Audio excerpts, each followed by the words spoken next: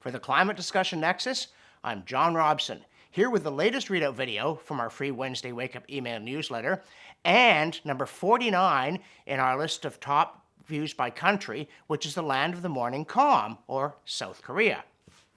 Okay, technically that nickname belonged to all of Korea, but there's nothing calm about the maniacal regime in the north, where they don't allow our videos, whereas in the south, the national anthem contains hibiscus. Very soothing. Oh, and before I forget, we do appreciate people asking to be our friends on Facebook, but frankly, we're too small a team to monitor that many social media inputs, so we ignore those requests. And if you have something to say, please email us or comment on our videos from South Korea or wherever you may be. Unless it's really rude and incoherent, in which case message us on Facebook so we can ignore you more efficiently. Now, speaking of rankings, our own nation of Canada has seen a sudden gust of patriotism, or something resembling it, in the face of Donald Trump's annexation musings and tariff measures, a gust that has included an apparent determination to start taking the economy seriously. As well we might, since if you rank Canadian provinces and U.S. states by median employment earnings, we sweep the cellar, 51st through 60th spots. That's right, even our most prosperous jurisdiction, which is Alberta, is below all of theirs, including Mississippi, the butt of innumerable jokes, but we're the butt of this one. And curiously, in the course of this elbows-up phenomenon, which didn't put a stop to the elite's land acknowledgements that the whole place is stolen and stinks, our fossil fuel sector suddenly became conventional energy and was respectable again. Or was it? On March 18th, a group of hopeful Canadian energy company leaders, presidents, CEOs, executive chairmen, and so forth, wrote a letter to leaders of Canada's four main federal political parties, urging them to seize the moment and start developing Canada's clean, reliable oil and gas.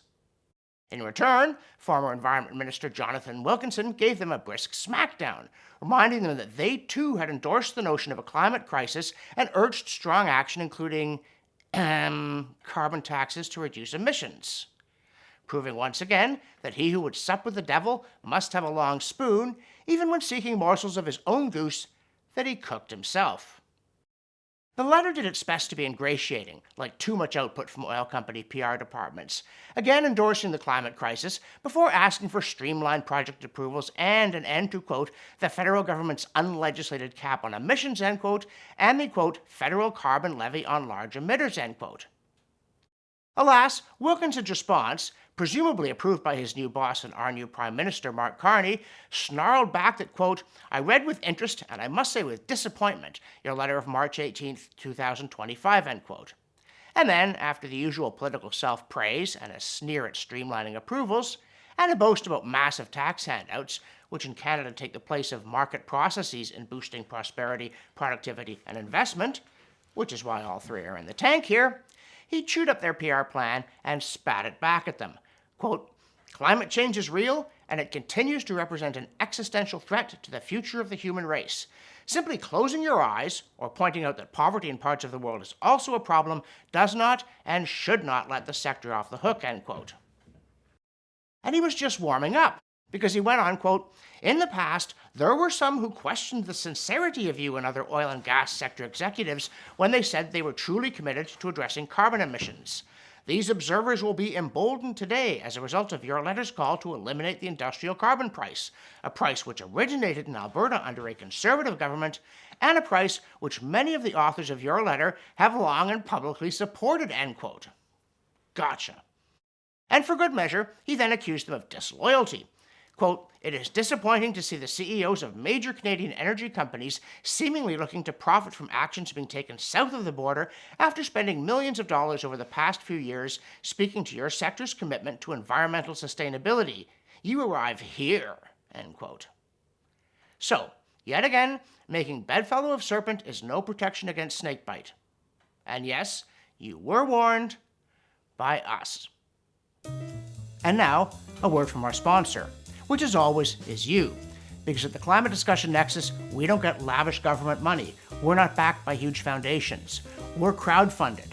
We're dependent on your one-time or monthly contributions, including now the thanks button on YouTube, if that's where you're watching us, to put out the newsletter, to make these videos, and to keep pushing back against climate alarmist idiocy.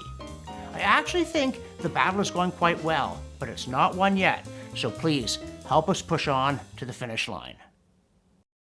In the newsletter, we also discussed a mysterious blackout at London's massive Heathrow Airport, Europe's busiest and a global hub, which caused chaos for travelers worldwide. But what many of those travelers may not know is that whatever caused the initial fire, the loss of power was long and devastating because the greeny virtue signalers there had ditched fast, reliable backup diesel power for sluggish, feeble biomass that wasn't even designed to replace the main system, just supplement it, while also rushing into solar and EVs. So, how do you like that green energy transition now? Positively takes your flight away, doesn't it?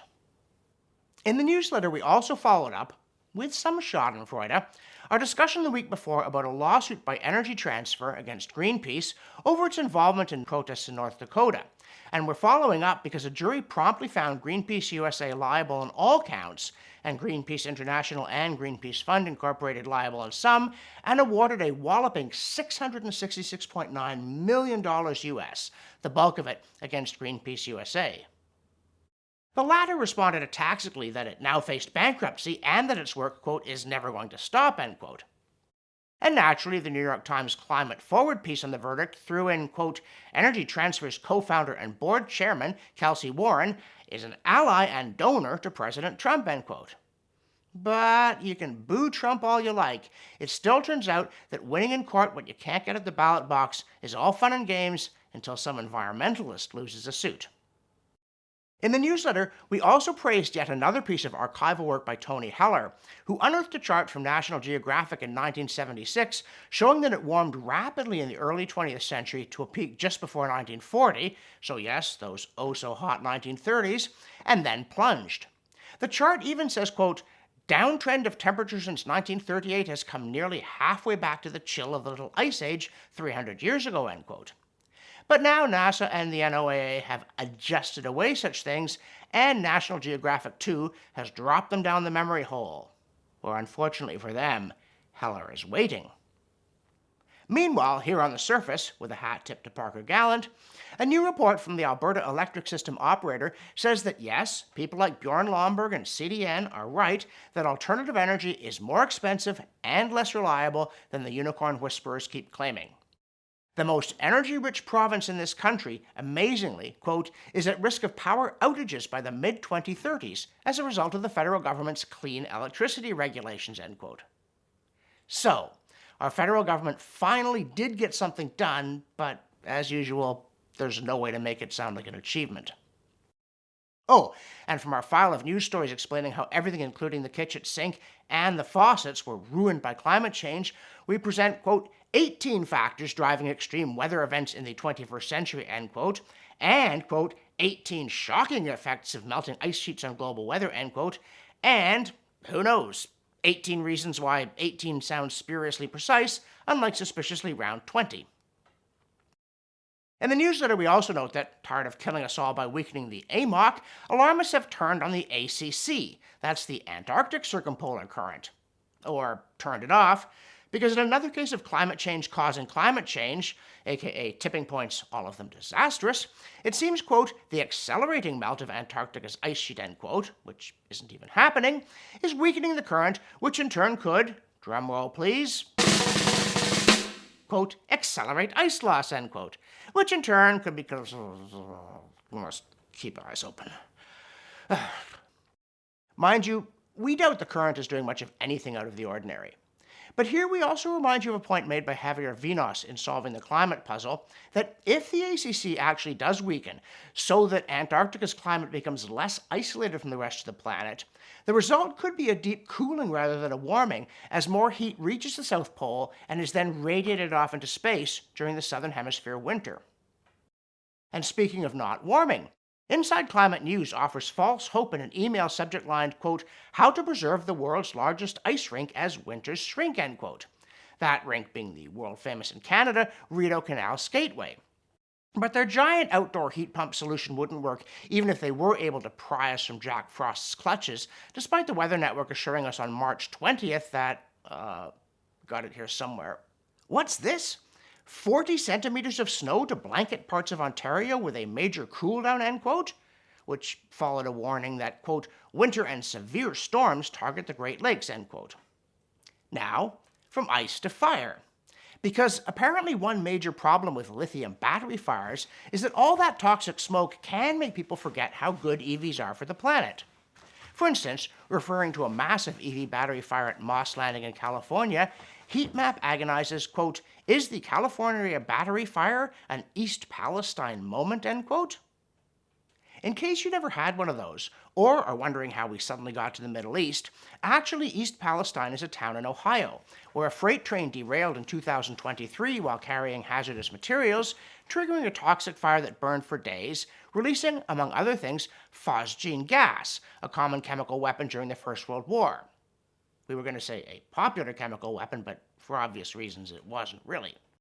And, for obvious reasons, that incident caused an outcry over safety and promises from railroads to mend their ways. But when it's EV batteries, hush. Even if, say, some activists deliberately ignited Teslas to underline their open-minded commitment to compassion and decency. Or not, because there does seem to be this weird worldwide pushback against such lovely clean energy that burns you up while asphyxiating you. In the newsletter, we also continue our Look It Up series on the tornadoes to which the United States is uniquely prone and has been since long before whenever it is that man-made climate change allegedly hit. So, this week we started with an overview essay by Roger Pilkey Jr., provocatively titled, quote, What the Media Won't Tell You About Tornadoes, end quote. Plot spoiler? Everything. And then we tell you how you can look up some of the key data yourself, showing why the experts in the field have concluded that tornado trends in this century are going down, not up. Now, it is true that the damage is increasing. But as Pilkey Jr. keeps pointing out, if the damage in dollars is adjusted for the growth in population and in the size of the economy, then that trend goes down too. And you can look it all up at the U.S. National Centers for Environmental Information website. And another thing, an important and often neglected detail in the global warming story is that when climate models are run far into the future, they say that increasing CO2 in the atmosphere causes little warming. The reason they think there's going to be a problem is that what then happens is that slightly warmer air causes more evaporation, and then the rise in atmospheric water vapor dramatically amplifies the initial impact, water being, after all, a far more powerful greenhouse gas than carbon dioxide. Unfortunately, or fortunately if for some reason you don't want a disaster here, the latest data show that the amount of water evaporating off the oceans is actually going down rather than up. Dang, climate just won't obey the computers again. And now some bad news from the CO2science.org archive. The plant Conium maculatum earned its place in history as the deadly brew drunk by Socrates to comply with the death sentence passed on him by an Athenian court. And that once famous event occurred long before all the extra CO2 was in the air, so philosophers beware. According to CO2 Science, in 2007 there was an experiment in which hemlock was exposed to 300 parts per million of extra CO2 and its biomass increased by 21% as a result. There was only one such experiment, which we hope doesn't mean the scientists involved got their teacups mixed up. For the Climate Discussion Nexus, I'm John Robson, warning, as always, not to rally round the white flag.